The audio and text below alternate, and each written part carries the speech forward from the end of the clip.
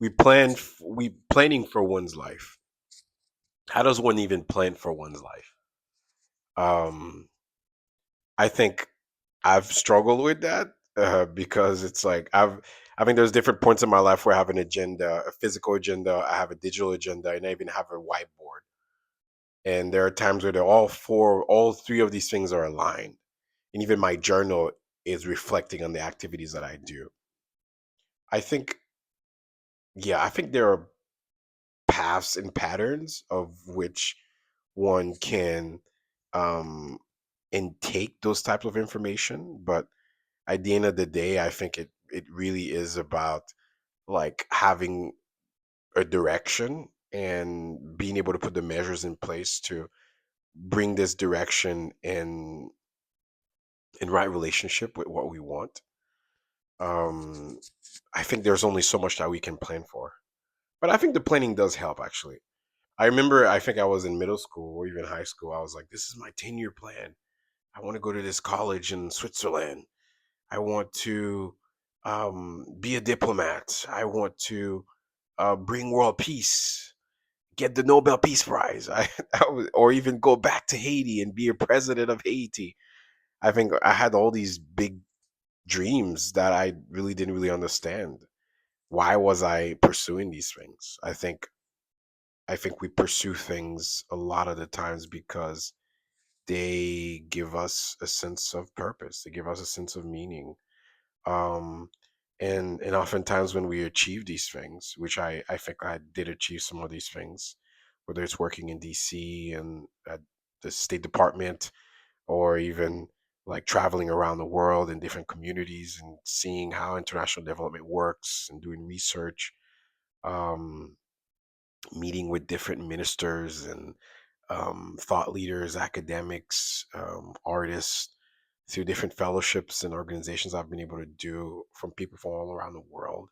I think that has definitely given me a scope or landscape. I think early on in my life I was very much pursuing this sort of this impossible dream of wanting to be worthy to the world, or wanting to be worthy to my parents, or wanting to bow down to the immigrant lifestyle that I was never enough. And I think oftentimes I look back to that 13-year-old child, for the little Fabrice inside. I think we each have a little 13-year-old self that we need to talk to, because those are formative ages where we start to catalyze and crystallize a certain perspective, a certain value, a certain awareness around why we do the things that we do. And and I think I'm, as an adult now, I'm 33, and I'm learning to fully embrace like the chaos and the magic and the beauty that comes from um, being responsive to one's needs, being responsive to the day to day, and having a level of mindfulness and imbuing these daily practices. I think I'm at a point in my life where I think slowing down is a high value for me. And the slowdown is not a slowdown where I'm like not doing anything. It's a slowdown so I can go faster, so I can expand and self-actualize myself to even the grandest possible ways I've never even thought imagine. It's a very unconventional route because my entire frame of mind is about getting these check boxes, getting masters, getting these awards, um, getting seen by people, being in certain spaces of influential spaces with individuals that are changing the world in the current context. I think my frame of mind has really been to the liking of understanding that so much of this world, so much of what we hold to be true, and what we hold to be great, and what we hold to be something of status, um is, I'm just gonna say it, is dying. I think there's a lot of death happening right now, and this decay that's happening is the complicity of how we live our lives.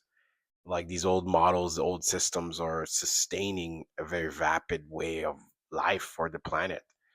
And for me, I'm learning discernment on how I use my time, discernment on how I'm learning the different types of information I'm learning, discernment in terms of my own emotions and my own consumption of knowledge, and what is true and what is not true.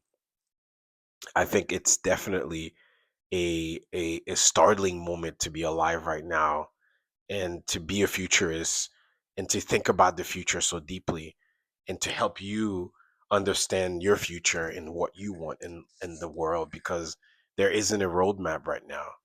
I think the roadmap has been written off, and the roadmap is based on old paradigms and old shadows on the walls that Plato talks about.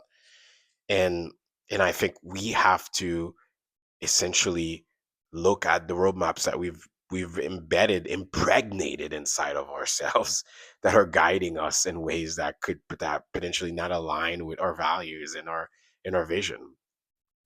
So I think living in Los Angeles has definitely been a rude awakening of my values, and it is really seeking to be with art, to be with life, to be with truth, to be with myself in a way that I've never let myself be with myself.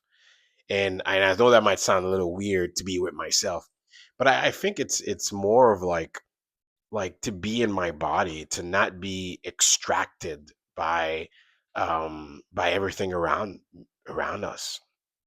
I think we are extracted beings.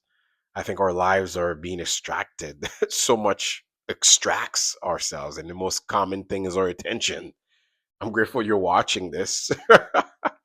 And it's the type of content that you consume is going to define who you're going to become for the rest of your life. But we things extract out of us. We consume so much things, and that consumption doesn't give us life. It doesn't give us hope.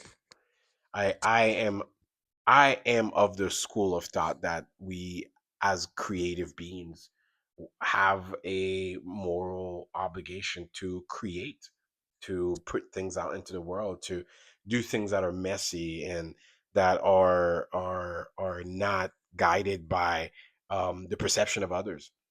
I think that creative flow is so needed today.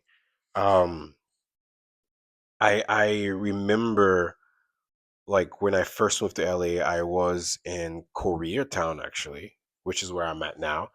But it was the first 2 weeks I stayed with a friend who she was traveling in Portugal, and I stayed in her place, and it was like very surreal. I think I have an old video of me reflecting about what I what I yes, I do have a vlog, and I want you to check it out. Maybe I'll put it on the link that talks about um why I moved to LA and what I want to achieve. I think there is this fever. You could see there's a little bit of madness in my eyes of just like, this is the land of opportunity. This is the land, the gold rush. There's things that are moving. I think I wouldn't change anything over the last 4 years that I've done. But I think one thing that I noticed from those first 2 weeks is that I didn't really know what I was getting myself into. Because I think so much of art, when we think about the life of artists, when we think about the creative life, the life that whatever, if you're in acting, you're a painter, you're a singer, I think a lot of this demands out of us a level of vibration. I think first I was spread too thin, but I think that's part of the process. First, you have to expand in many possibilities, and then you have to diverge back into a focal point. And I think I'm finally diverging back into a focal point in my life, and I think this focal point is about needing space to create, needing uninterrupted space to create, and that looks like painting. That looks like the worlds that I create, and I think I needed to go through this journey. I needed to go through that journey. I needed to um fall on my legs, fall face first on the ground. I needed to throw things on the wall. Like I remember I was like creating a song every I think every month I was releasing and producing one song. I was in a band in DC and I love my bandmates, awesome people. It was the most one of the most magical experiences just being able to meet with people and actually sing together and improvise. It's like there's just a cathartic, magical experience where there's a synchronizing force of everyone, the guitarist, the drummer, the different instruments and the different minds behind the instruments. It was incredibly powerful, and we created some good stuff. It was a bluegrass, jazz, alternative band called Float Bottle Float. Please don't look it up online. And actually, please do look it up online. I'm proud of the songs, but I wanted to create that same magic by myself, and I put a guitar and I got in front of the computer. I had Ableton. I was like jamming sessions to see what comes out, and a few songs did come out, and I worked on those songs. And some people helped me. My roommates helped me, and I don't know. I think for the pure passion of it, it was really powerful. But I think when you give attention to so many things and you're not watering your plants equally, you're not watering your seeds equally, and I think that's something I'm realizing now. It's like for something to grow into a gigantic or bombastic beautiful oak tree, you need to take care of that. You need to be present. You need to approach your creativity with a sacredness. I think I was doing it because I had a vision in my mind of what the city is about and what the city means to me. LA is like the land of dreams and magic and Hollywood and music and just ceremonies and awards and just so much here. And I think that extinguished a lot of what I actually wanted to do and what in what ways I could marry together like the sort of passions, the sort of values, the sort of vision, the sort of things that I wanted to do. I think, yeah, I feel like we are extracted beings until we say no more, until we interrogate what is happening around us. Um, yeah, I remember it like it was yesterday, this first 2 weeks. I had no idea.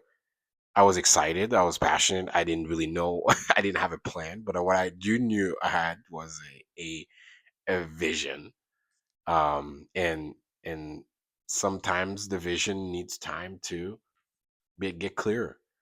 Um, as I said, I have someone who do not like vision. I have an incredible amount of vision. Like from the moment I wake up to the moment I go to bed, every single waking moment of my life, I am imbued with a lot of vision. It's always been this case since I was a kid in Haiti. And yeah, I just see things and feel things and understand things.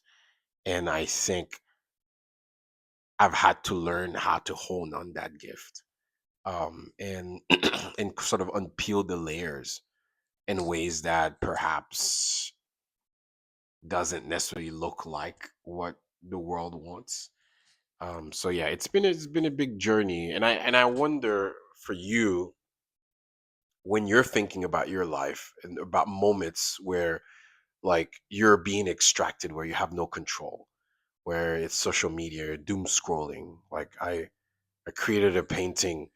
One of the series of my painting is called Modern Gods, and one of the prominent deities. And I'll hopefully show it on the on the screen is Doom Scroll, this sort of modern egregore that we feed our in energy to when we're doom scrolling on our cell phones and these apps. And I think so much of those things do extract out of us, or whenever we are in a certain social emotional or relational situation where someone is extracting a lot of their energy and a lot of their like they have needs and they take from you. um and I think discernment around the extractiveness and the nature of extraction of in our world will leave us burned out, um emotionally deprived, and it's also going to leave us lacking vision, lacking knowing when and how or where and who to do the next things that we need to do. So yeah, I think discernment in terms of what comes in and out of my inner experience, and is this experience giving me life, or is this experience making me more tired? I think there is something to say where you have to push through beyond the sort of um, tiredness. There are moments, yeah, the all nighters. I remember in college, it's like at FSU, there's a big test, there's a big exam, there's a big paper, and you wait till last minute. And I know a lot of people do. I waited till the last minute, and you pull it all nighter. You have to pull all nighter. These are so I think there are all nighters that are reasonably um, fine and sound in this context. But if all nighters is the only thing that is the existing framework of being, it's like that's not sustainable. I think I think you have to be able to discern. You have to discern. I think it's a critical point in our world now, to have that discernment with self. You have to have the discernment. So I yeah, it's hard to build discernment, but discernment allows you to see more things. I think to really understand that vision, because vision gives you a sort of an insight into all the things that are coming in and around you and your surrounding. And it's with that vision that you can truly become more. Subscribe at the bottom if you enjoyed this. Let me know your thoughts around vision and discernment. What are points in your life where you felt that things were being extracted from you, but you took sort of an action forward? Yeah, leave some comments, subscribe, and yeah,